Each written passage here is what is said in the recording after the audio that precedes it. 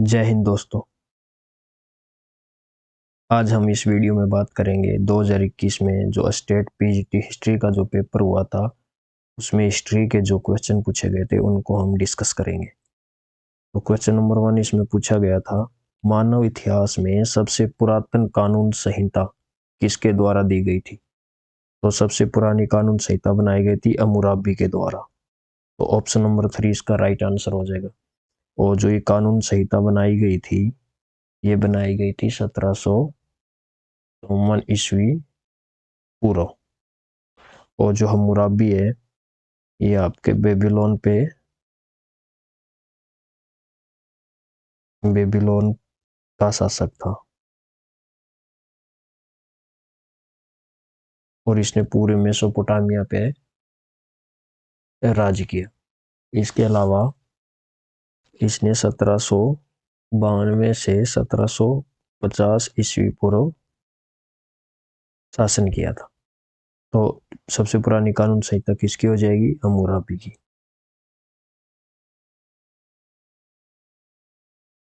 Question number 2, 1857 के विद्रोह के बाद निम्नलिखित में से कौन नेपाल चला गया? तो नेपाल चले गए थे नाना साहिब।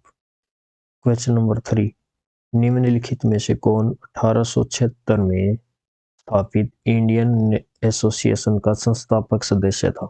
जो ऑप्शन दिए गए हैं इसमें से ऑप्शन नंबर 3 आनंद मोहन बोस। आनंद मोहन बोस है वो राइट आंसर होगा। इसके साथ सुरेंद्रनाथ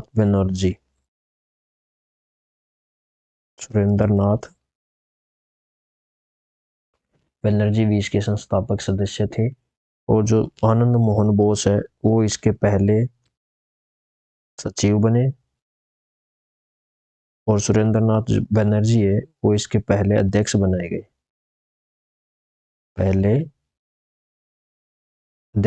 गए।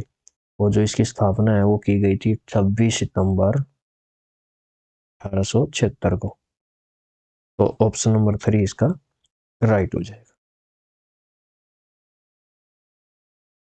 क्वेश्चन नंबर 4, मेसोपोटामिया का प्रारंभिक लेखन प्राप्त हुआ है। जो प्रारंभिक लेखन है वो कहाँ से प्राप्त हुआ है? मिट्टी की तख्तियों पर। ऑप्शन नंबर 1 इसका राइट आंसर होगा। क्वेश्चन नंबर 5, संघ लोक सेवा आयोग की सिफारिश किसने की थी? जो संघ लोक सेवा आयोग बनाया गया इसकी सिफारिश की थी ऑप्शन नंबर 3 भारत शासन अधिनियम 1935 में इसकी सिफारिश की गई थी। इससे पहले 1924 में रॉयल कमीशन या जिसको बोलते हैं ली आयोग, इसकी सिफारिश पर लोक सेवा आयोग बनाया गया था।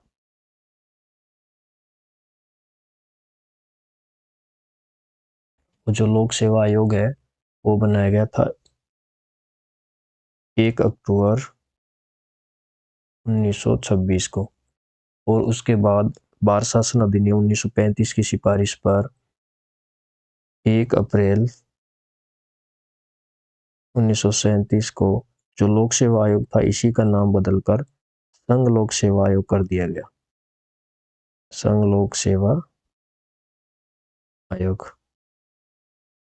तो संघ लोक सेवा आयोग की स्थापना किसकी सिफारिश भी की गई थी? भारत शासन अधिनियम 1935। और कब की गई? 1 अप्रैल 1937 को। इसका ऑप्शन 3 है वो राइट आंसर होगा। क्वेश्चन नंबर 6, नीचे 2 कथन दिए गए हैं, अभी कथन 1 और उसका एक तर्क दिया गया ब। तो पहला है कि 1917 की बोल्शेविक क्रांति को मानव सभ्यता में मील का पत्थर माना जाता है। और इसका तर्क दिया गया है कि मानव समाज पर इसका असर वैश्विक था जिसने सभी प्रकार की असमानताओं के खिलाफ आवाज उठाने और लड़ने की शोषित व वंचित जनता को प्रोत्साहित किया।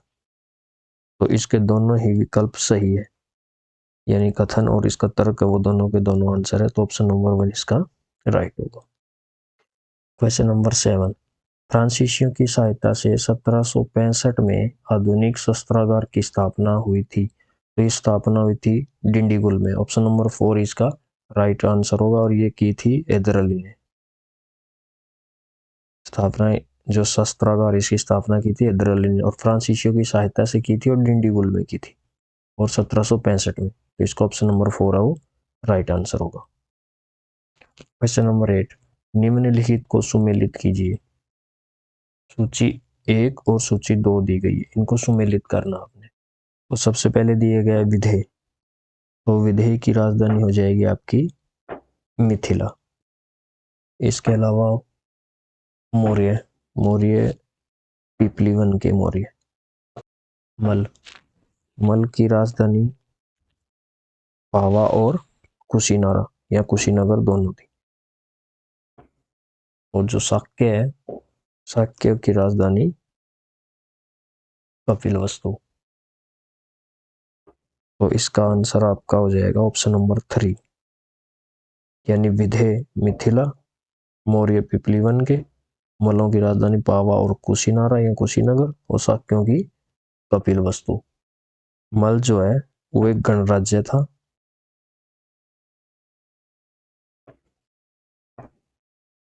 इसके अलावा जो पावा और जो कुशीनारा या कुशीनगर है, इनमें देखिए पावा में महावीर स्वामी की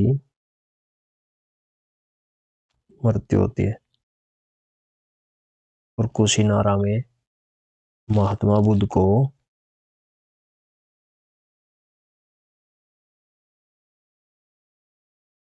महापरिनिर्वाण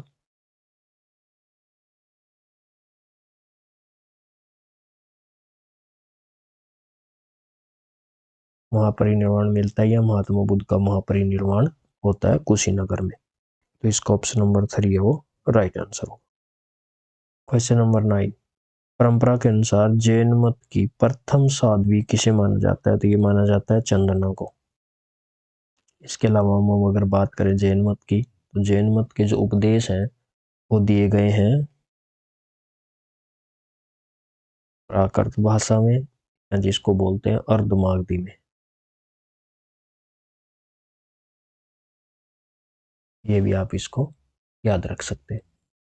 क्वेश्चन नंबर 10, मुगल जागीरदारी प्रथा के विषय पर निम्नलिखित कथनों पर विचार करें। तो औरंगजेब के शासन के अंतिम वर्षों के दौरान मुगल प्रशासनिक ढांचे को जागीरदारी संकट का सामना करना पड़ा था। तो ये राइट है। जागीरों की सीमित संख्या थी लेकिन मनसबदारों की असीमित संख्या थी, ये भी राइट है। तो इसके दोनों के दोनों आंसर आपके ठीक हो जाएंगे। तो ऑप्शन नंबर 4 है इसका राइट आंसर है। क्वेश्चन नंबर 11, इस मुगल शासक ने वैष्णव संत गोसाई जदरूप से भेंट की थी? तो इससे भेंट की थी जहांगीर ने। ऑप्शन नंबर 3 इसका राइट हो जाएगा। और जो गोसाई जदरूप है ये एक हिंदू तपस्वी थे।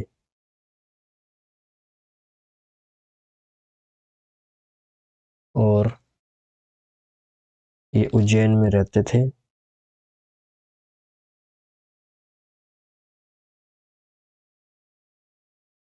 लेकिन बाद में ये मथुरा चले गए। बाद में मथुरा चले गए। तो इसका ऑप्शन नंबर 3 है वो राइट आंसर होगा। क्वेश्चन नंबर 12, पातिमोक्ष क्या था? तो पातिमोक्ष था बौद्ध भिक्षुओं के लिए संघ अनुशासन की संहिता। जो संघ में शामिल होने या संघ के अंदर जो अनुशासन की संहिता बनाई गई थी उसको पातिमोक्ष बोलते थे। ऑप्शन नंबर 1 इसका राइट आंसर होगा।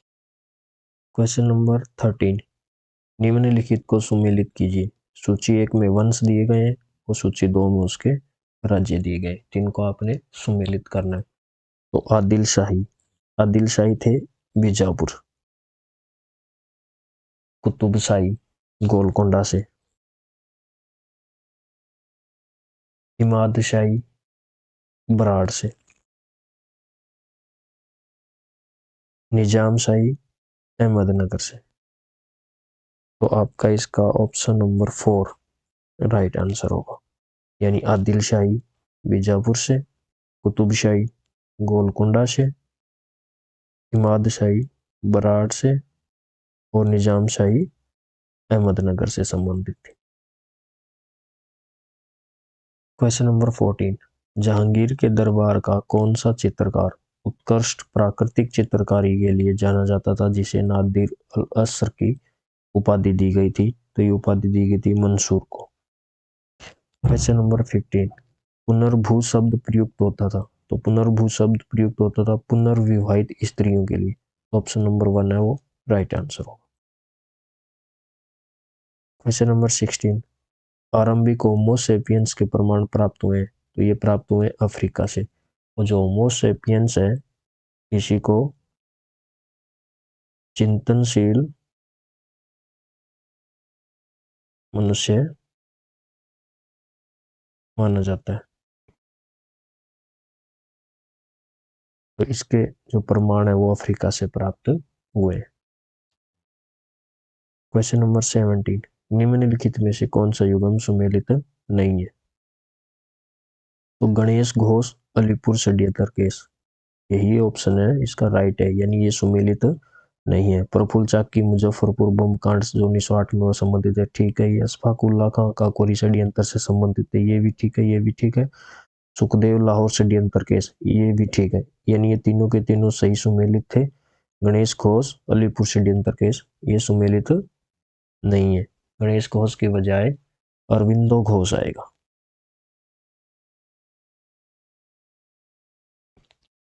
यानी अरविंदो घोष का संबंध था वो था अलीपुर षड्यंत्र केस से, और जो अरविंदो घोष है इसका बचाव किया था CR दास ने, चितरंजन दास ने इसका बचाव किया था। तो ऑप्शन नंबर 1 इसका राइट हो जाएगा, जो सही सुमेलित नहीं है।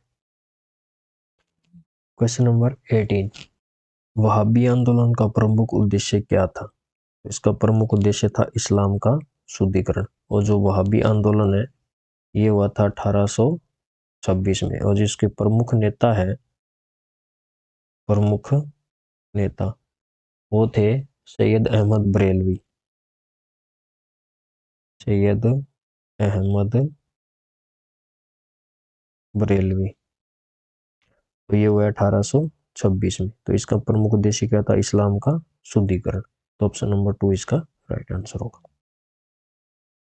क्वेश्चन नंबर 19, स्वराज पार्टी के संदर्भ में निम्नलिखित कथनों पर विचार कीजिए। स्वराज पार्टी का गठन काकीनाडा कांग्रेस अधिवेशन के दौरान हुआ था। CR दास व मोतीलाल नेहरू ने 1919 एक्ट के तहत विधान परिषदों में प्रवेश की वकालत की थी, जबकि C राजगोपालाचारी व उनके समर्थकों ने इसका विरोध किया था। तो इसका ऑप्शन नंबर ये ठीक है बिल्कुल, लेकिन जो ऑप्शन नंबर 1 है ये है जो स्वराज पार्टी का गठन काकीनाडा कांग्रेस अधिवेशन में किया गया, ये गलत है। ये किया गया था गया अधिवेशन में,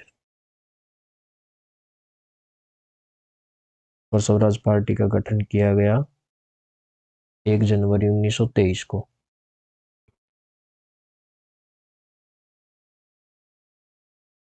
तो इसका ऑप्शन नंबर 2 है वो राइट आंसर होगा। क्वेश्चन नंबर 20, हेनरी कोर्ट ने किस पद्धति का आविष्कार किया था, तो हेनरी कोर्ट ने आड़ोलन भट्टी का आविष्कार किया था।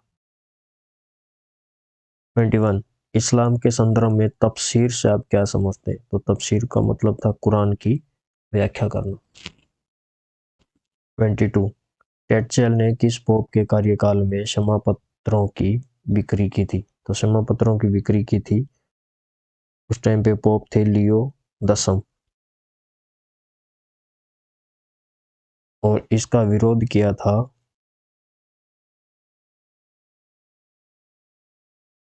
मार्टिन लूथर ने।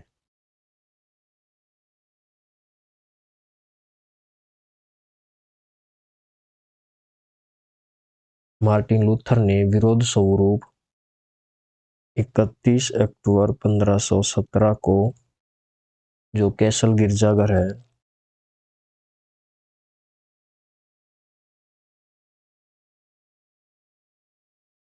जो कैसल गिरजाघर था उसके प्रवेश द्वार पर विरोध पत्र, जिसको आप बोलते हैं 95 थीसिस,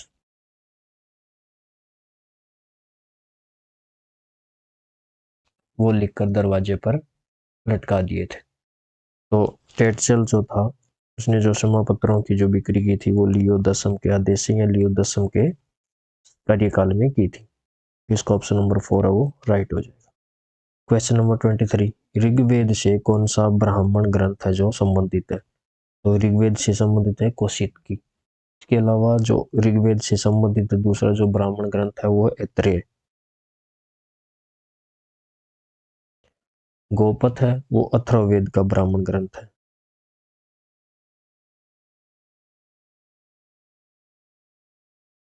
पंचविश है वो सामवेद का है, सामवेद। और शतपथ है वो यजुर्वेद का, यजुर्वेद का ब्राह्मण ग्रंथ हो जाएगा। तो ऋग्वेद से कौशिकी। 24 उपनिषदों का फारसी में अनुवाद ने किया था, तो किसने किया था? ये किया था दारा शिकोह ने। और किस नाम से किया था? वो किया था सिर ए अकबर। सिर ए अकबर के नाम से दारा शिकोह ने उपनिषदों का फारसी भाषा में अनुवाद किया था। तो ऑप्शन नंबर 3 इसका राइट आंसर होगा। 25 भारत में सोहन संस्कृति किस युग से संबंधित है? तो भारत में जो सोहन संस्कृति है वो है निम्न पुरापाषाण काल से संबंधित।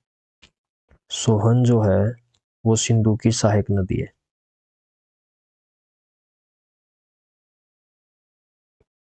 सिंधु की सहायक नदी थी सोहन, और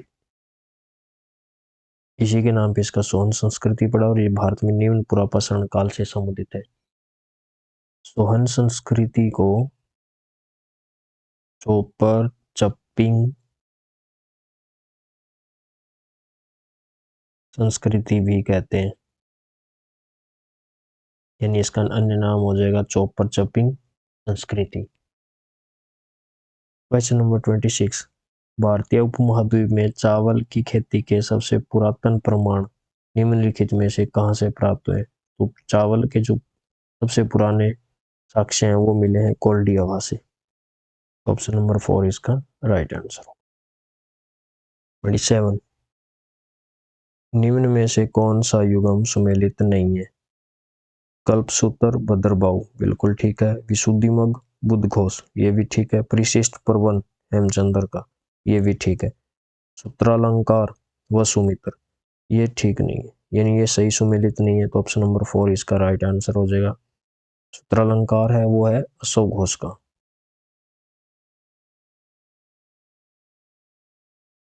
ऑप्शन नंबर 4 इसका राइट आंसर।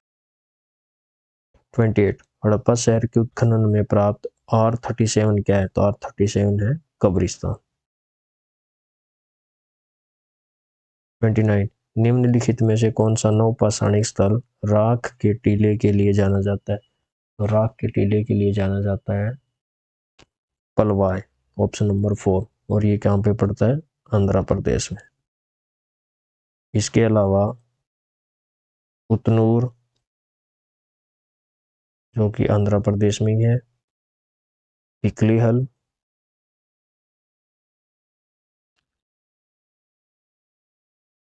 और मास्की ये दोनों है कर्नाटक में। ये भी राख के टीले के लिए जाने जाते हैं। तो ऑप्शन नंबर 4 पलवाई इसमें ठीक होगा। 30 निम्नलिखित में से कौन तुर्कान चहलगानी का सदस्य नहीं था? तो ये सदस्य नहीं था इमादुद्दीन रेहान। तो ऑप्शन नंबर 4 इसका राइट आंसर होगा।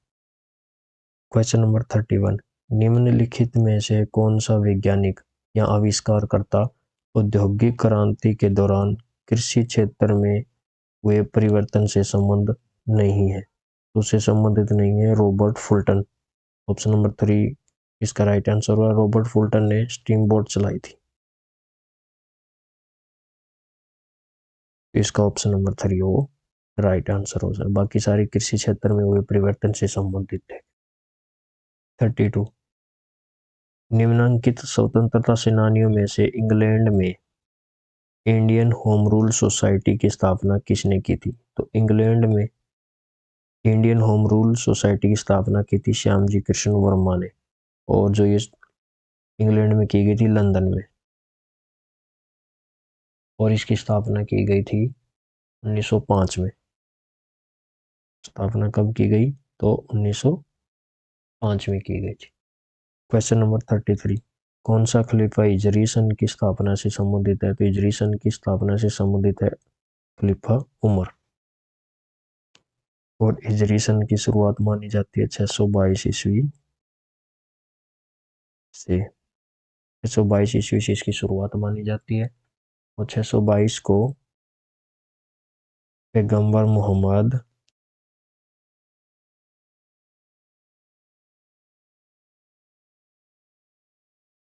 मक्का से मदीना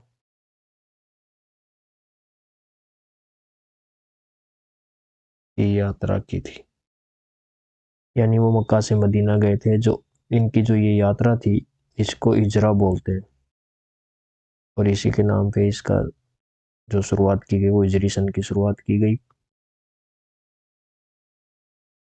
और जो हिजरी सन है वो चंद्र आधारित कैलेंडर है, यानी चंद्रमा पे आधारित है।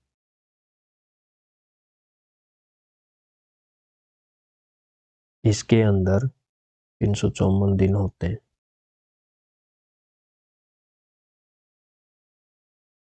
तो हिजरी सन से संबंधित है उमर। क्वेश्चन नंबर 34, किसने सेना को दशमलव प्रणाली पर गठित किया था? तो दशमलव प्रणाली पे गठित किया था चंगेज खान ने। तो ऑप्शन नंबर 3 इसका राइट आंसर होगा। 35, अंग्रेजों के विरुद्ध खासी विद्रोह का नेतृत्व किसने किया था? तो ये किया था तिरोत सिंह ने। ऑप्शन नंबर 4, यहाँ इसका नाम है तीरथ सिंह। तिरोत सिंह या तीरथ सिंह ने ये खासी विद्रोह का नेतृत्व किया था। और जो खासी विद्रोह है ये 1830 से 33 के बीच हुआ और कहाँ पे हुआ? असम में। ये भी आपने ध्यान रखा। और जो इसमें एक टीटू मीर दिया है, टीटू मीर जो है वो वहाबी जो आंदोलन था उससे संबंधित थे। क्वेश्चन नंबर 36, निम्नलिखित कथनों को ध्यानपूर्वक पढ़िए। 1948 में भारत सरकार ने एक समिति JVP जिसमें जवाहरलाल नेहरू, वल्लभ भाई पटेल तथा पट्टाभी सितारामैया सम्मिलित थे, भाषाई राज्यों के मुद्दे के परीक्षण हेतु गठित की थी। तो ये बिल्कुल ठीक है। समिति ने भाषाई आधार पर राज्यों के गठन के विरुद्ध संस्तुति दी थी। ये गलत है। विरोध नहीं, इन्होंने इसके पक्ष में संस्तुति दी थी। तो ऑप्शन इसका एक ही ठीक है। तो ऑप्शन नंबर 1 इसका राइट आंसर। क्वेश्चन नंबर 37, क्रांति के दौरान निम्नलिखित में से किन्हें फ्रांस में कन्वेंशन ने लागू करवाया? यानी फ्रांस की क्रांति की बात हो रही तो फ्रांस में कन्वेंशन ने लागू करवाया था केवल 2 और 3 को, यानी शॉन कोलात यानी बिना घुटने वाला और सितोयन नागरिक, इन दोनों को लागू किया गया। यानी ऑप्शन नंबर 1 इसका राइट आंसर होगा। क्वेश्चन नंबर 38, एनेबलिंग एक्ट 1933 का क्या था? जो एनेबलिंग एक्ट 1933 है ये क्या था? तो ऑप्शन नंबर 1 इसका राइट आंसर होगा। इस एक्ट ने हिटलर को अधिनायकवादी शक्तियां प्रदान की थी। तो ऑप्शन नंबर 1 इसका राइट आंसर होगा। 39, कंकाली टीला की मूर्तियां प्रमुखतः किस धार्मिक संप्रदाय की हैं? तो कंकाली टीला की जो मूर्तियां हैं वो जैन धर्म से संबंधित है। इसके अलावा इसमें एक देवी सरस्वती की मूर्ति भी मिली है। और जो देवी सरस्वती की मूर्ति मिली है वो भारत की सबसे पुरानी देवी सरस्वती की मूर्ति मानी जाती है। और जो कंकाली टीला है वो है मथुरा में। तो इसमें जो प्रमुख मूर्तियां मिली है वो मिली है जैन धर्म से संबंधित। क्वेश्चन नंबर 40, निम्नलिखित में से किसने विजयनगर राज्य पर लिखा है? विजयनगर राज्य पर किसने लिखा है? ऑप्शन दिए गए अफनासी निकेतिन, फर्नाओ नूनीज, निकोलो कॉन्टी। तो विजयनगर राज्य के बारे में इन तीनों ने लिखा है। तो ऑप्शन नंबर 4 है इसका राइट आंसर होगा। यानी निकेतिन, फर्नाओ नूनीज और निकोलो कॉन्टी तीनों ने लिखा है। और इसमें हम बात करें निकेतिन की तो ये रूस के थे। फर्नाओ नूनीज पुर्तगाली और निकोलो कॉन्टी इटली से। इन तीनों ने विजयनगर राज्य पे लिखा। 41 निम्नलिखित में से कौन सा युगम सुमेलित नहीं है? मोहनजोदड़ो नर्तकी, ठीक है, मोहनजोदड़ो से नर्तकी की मूर्ति मिली है। धोलावीरा साइन बोर्ड मिला है। राखी गढ़ी से मन का बनाना, इसके प्रूफ इसमें मिले राखी गढ़ी से। नंबर 4 सोर्तुगई से ऊंट, ये इसका सही सुमेलित नहीं है। 42 बर्मा व सिंहल द्वीप के साथ व्यापार हेतु मौर्य काल का प्रमुख बंदरगाह था। तो मौर्य काल का सबसे प्रमुख बंदरगाह जिससे बर्मा और सिंहल द्वीप के साथ व्यापार होता था वो था ताम्रलिप्ति। और ताम्रलिप्ति पूर्वी तट पर स्थित था। इसके अलावा हम बात करें सोपारा की, तो ये पश्चिमी तट पर महाराष्ट्र में। भृगुकछु या बड़ौच, ये गुजरात में। और कल्याण है, ये पश्चिमी तट पर था। तो मौर्य काल में सिंहल द्वीप और बर्मा के साथ व्यापार होता था ताम्रलिप्ति से। क्वेश्चन नंबर 43 फुतवत आलमगिरी के रचयिता कौन है? फुतवत आलमगिरी के रचयिता ईश्वरदास नागर है। और फुतवत आलमगिरी का जो संबंध है वो औरंगजेब से है।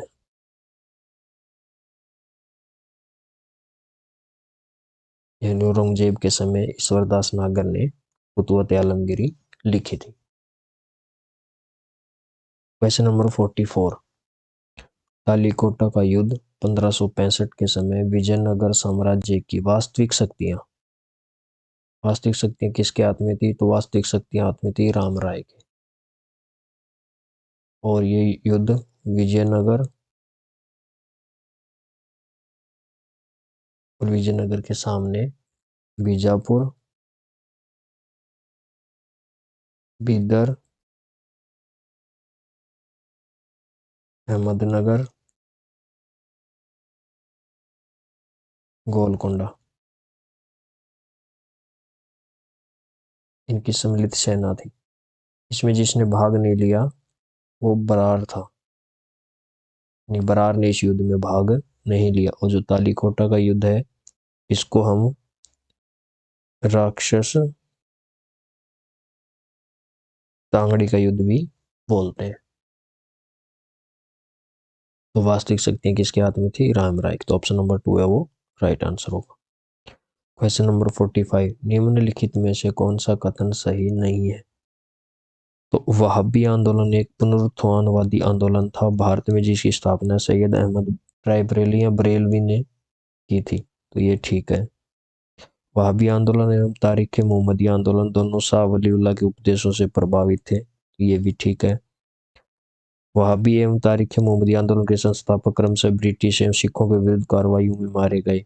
ये भी ठीक है। ऑप्शन नंबर 4 टीपू शाह तारीख मोहम्मदी आंदोलन का संस्थापक था। तो ये सही नहीं है। तो ऑप्शन नंबर 4 है वो राइट आंसर होगा क्योंकि इसमें सही नहीं पूछा गया है।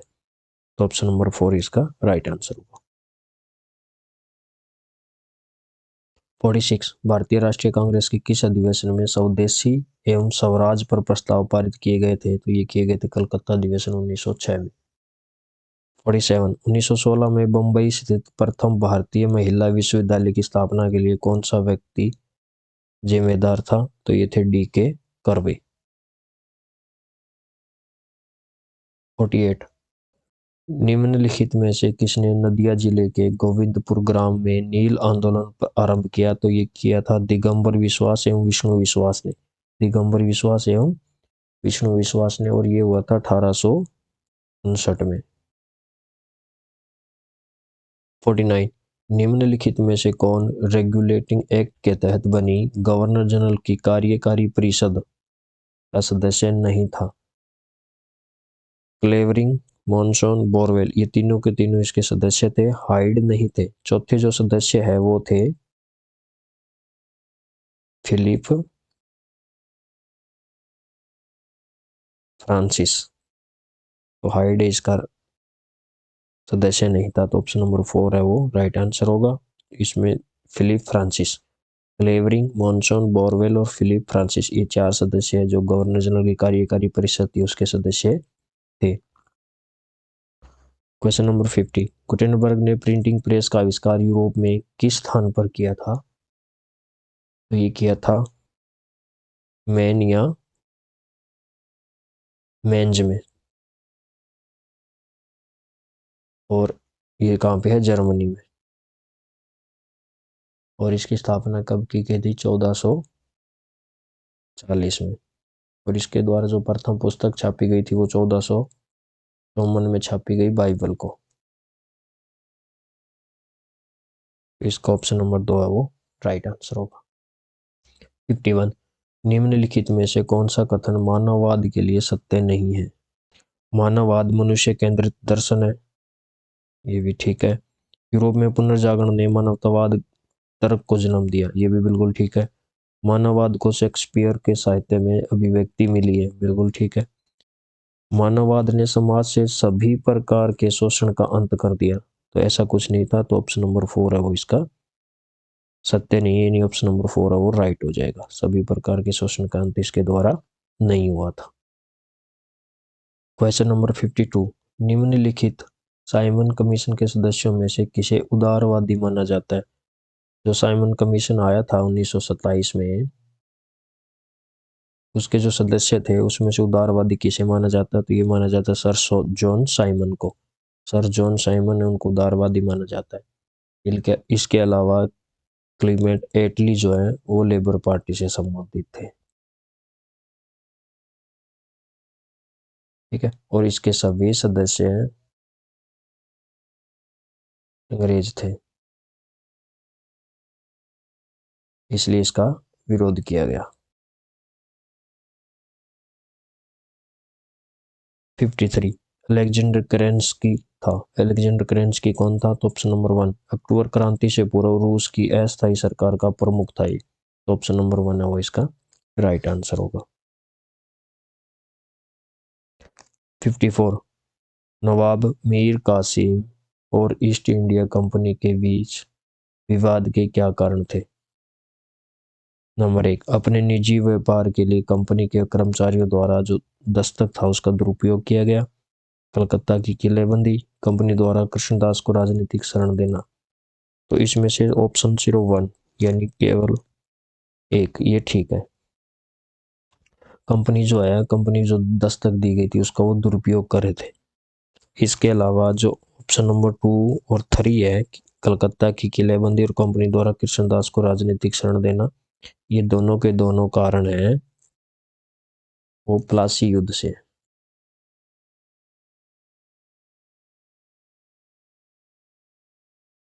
वो प्लासी के युद्ध से जुड़े हुए हैं। 55, निम्नलिखित में से किसे उत्तर सल्तनत काल में सिराज हिंद कहा जाता था? तो सिराज हिंद कहा जाता था जौनपुर को। 56, निम्नलिखित में से कौन सा प्रसव पूर्व का संस्कार नहीं है? ये संस्कार नहीं है अन्नप्राशन। अन्नप्राशन का मतलब होता है जब बच्चा दूध के अलावा अनाज ग्रहण करता है।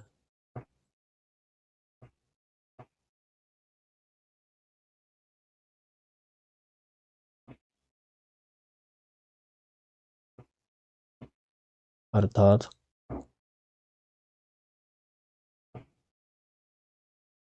फूड लेता है, यानी इसको फूड फीडिंग बोलते हैं। जब पहली बार फूड फीडिंग करता है बच्चा, यानी दूध के अलावा जब कोई भी अन्न खाता है, तो उस संस्कार को अन्नप्राशन बोलते हैं। बाकी सारे के सारे तीनों के तीनों है वो प्रसव पूर्व के संस्कार है, लेकिन अन्नप्राशन है वो प्रसव पूर्व का संस्कार नहीं है, तो ऑप्शन नंबर 3 इसका राइट आंसर होगा। 57, किस शासक ने पट्टा व कबूलियत को भूमि बंदोबस्त में प्रस्तावित किया था? तो ये किया था शेरशाह सूरी ने। 58, दीवान खैरात की स्थापना किसने की थी? तो फिरोज तुगलक ने, यानी फिरोज शाह तुगलक ने इसकी स्थापना की थी। 59 किस मध्य पाषाणकालीन स्थल से मृतकों के कपाल को साभिप्राय पूर्वक खंडित करने के अवशेष मिले? तो ये मिले हैं लंगनाज से। तो ऑप्शन नंबर 1 इसका राइट आंसर होगा। क्वेश्चन नंबर 60 निम्नलिखित को सुमेलित कीजिए। सूची 1 में उसके पद दिए गए हैं, नंबर 2 में उसका विभाग दिया गया है, तो इसको आपने सुमेलित करना है। तो मीर बहर, जो मीर बहर था वो नौसेना व नदी परिवहन पर बाहरी था। मीर बख्शी, जो मीर बख्शी वो सैन्य विभाग पर बाहरी था। मीर समन या मीर शामा या खाने शामा जिसको बोलते थे, ये आपका शाही घराने का प्रभारी था। जो मीर आतिश है वो तोप खाने का। तो ऑप्शन नंबर 2 है वो इसका राइट आंसर होगा। तो ये 60 क्वेश्चन पेपर में पूछे गए थे जिनको आज हमने डिस्कस किया है। अगर आपको वीडियो अच्छा लगे तो चैनल को सब्सक्राइब कीजिए। इस वीडियो में इतना ही। Thank you.